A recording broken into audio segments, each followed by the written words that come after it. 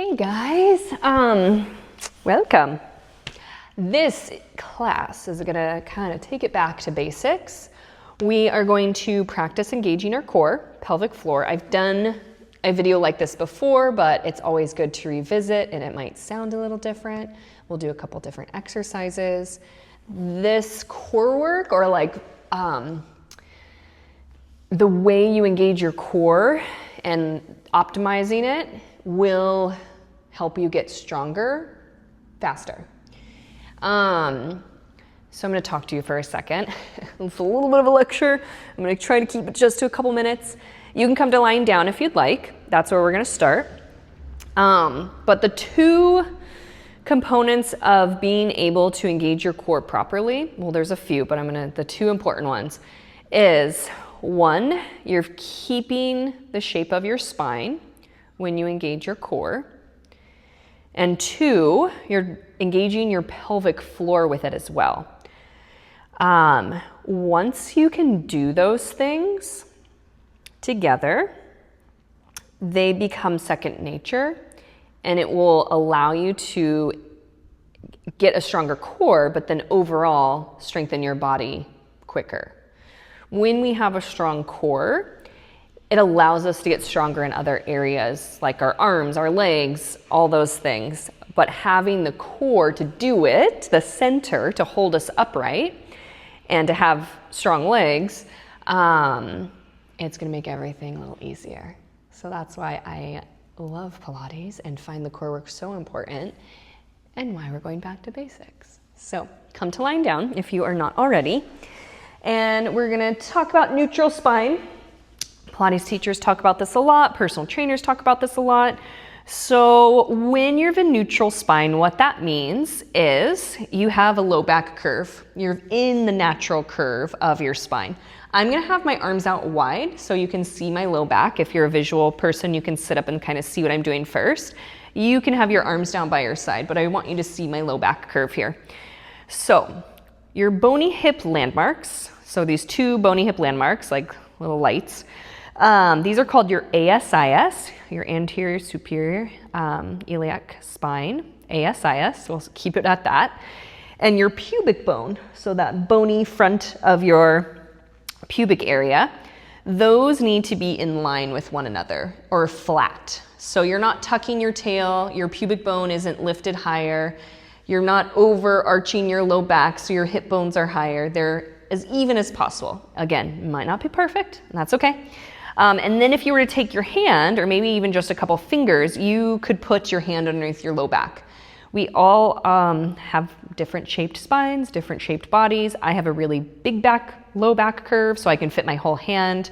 A lot of people I work with, it's a little smaller, and you can just fit a couple fingers. So just as long as you have a little gap from the floor to your low back or your lumbar curve. And then you want your rib cage to be fully connected to the floor.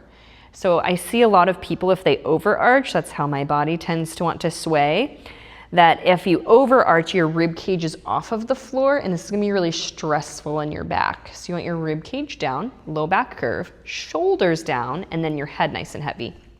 So we wanna find our neutral posture. So you can just take a second to kind of wiggle into place.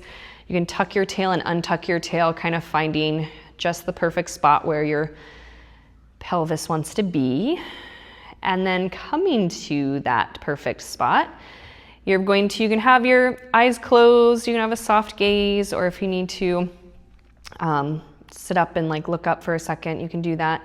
So when you inhale here, pertaining to core work, not that you don't have to breathe like this all day, every day. This is just when you're doing core work or when you're doing strengthening exercises.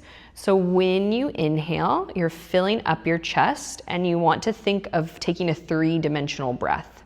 So that means your ribs are lifting, they're going out to the sides and down to the floor. So taking up all the space around you. So inhale, filling up your chest to the sides of the room, up to the sky, down to the floor. And then exhale, think navel to spine. Pull your belly button down towards the ground. So inhale, fill up your chest. Deep exhale, pull your belly button down towards the ground.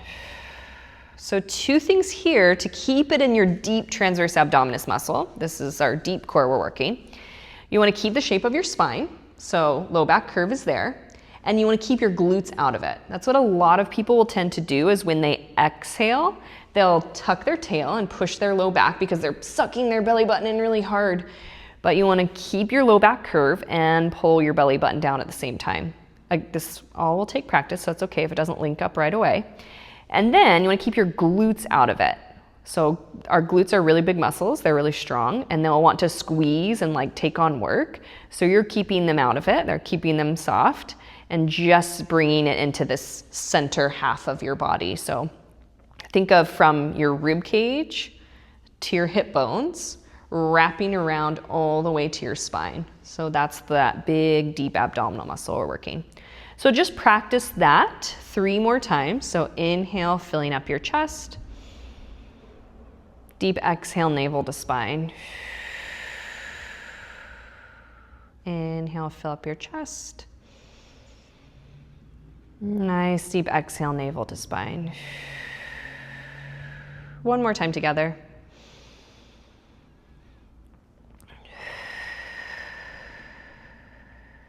Okay, perfect. So now we're going to bring in the kind of key component to that deep core work is engaging your pelvic floor.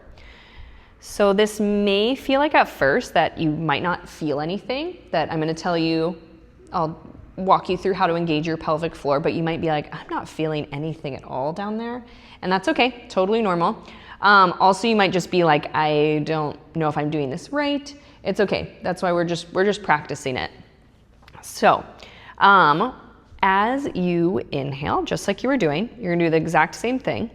Your diaphragms lengthen, so the little muscles that are kind of like your breathing muscles, those muscles are lengthening when you inhale. And then when you exhale, you're still pulling your belly button down towards the ground, but also bringing the sensation of lifting your pelvic floor. And the best way I can describe that is it's feeling as if you're holding your urine. So you're like pulling those muscles up into your belly. What it can also feel like is that your belly button is lifting up towards your ribs. So that's all getting that lovely, just deep center of your body. Okay. So again, it's okay if you don't feel this right away. If you're like, I'm not really sure if I'm doing this right, or it doesn't quite feel like anything's engaging down there, it's okay. It will get smoother and smoother, I promise. So still with your inhale, expanding your ribs, filling up your chest. And then exhale, navel to spine, sucking your belly button in, pull it up towards your ribs and pull your pelvic floor up. So that sensation of like holding your urine in. And then inhale, fill up, expand. And then nice deep exhale, pull your belly button in and up, lifting your pelvic floor up. And continue doing this. I'm just going to give you a couple more cues. So continue practicing. Try to keep your glutes out of it. So now that you're thinking about your pelvic floor, a lot of people I see will squeeze their glutes together. So that's not your pelvic floor. Those are the big glute muscles. So try to keep your glutes soft. Sometimes having your feet a little wider can help.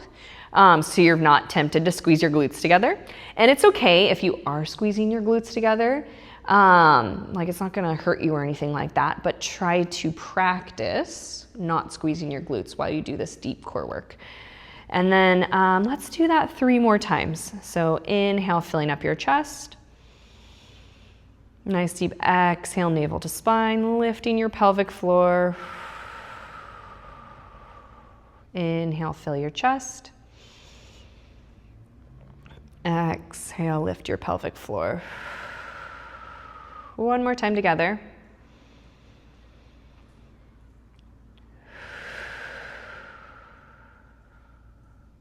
Okay, so if you're like, I'm just starting to get it, maybe pause this video and practice exactly what we were just doing a couple more times. If you're feeling pretty good and you want to move on and challenge yourself a little bit more, let's continue on.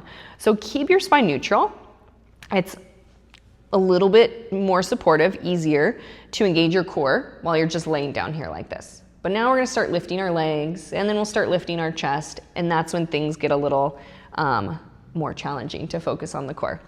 So with that, your arms can be down by your side now, if they're not already, and you're gonna alternate lifting one leg at a time into tabletop. So it's a deep exhale, you're lifting your leg up, and then inhale to lower back down. You're hinging from your hips, you're keeping your spine neutral, keeping your low back curve. Deep exhale to lift, and inhale to lower. Deep exhale to lift, inhale to lower. You're gonna do that for 4, 3, last 2, and last 1. And then you're gonna place your foot down, and you're gonna lift one leg in a tabletop and lift your other leg in a tabletop. And then from here, point your toes, and you're gonna alternate dipping one set of your toes down towards the ground. And the ground is just a reference point. You can just go halfway. Inhale, dip. Deep exhale to lift. You're moving from your hips so you can maintain that neutral spine, your neutral spine. And as you exhale and lift, you're engaging your core. So exhale, lift. And then not to just throw a million things at you, but can you still feel or bring in that sense of your pelvic floor lifting as you lift your leg? Again, you might not feel it right away, but it's just practice. It gets better and better, and like I said, it just becomes habitual soon. You're gonna do that for a last one to each side. And then you're gonna place your feet down.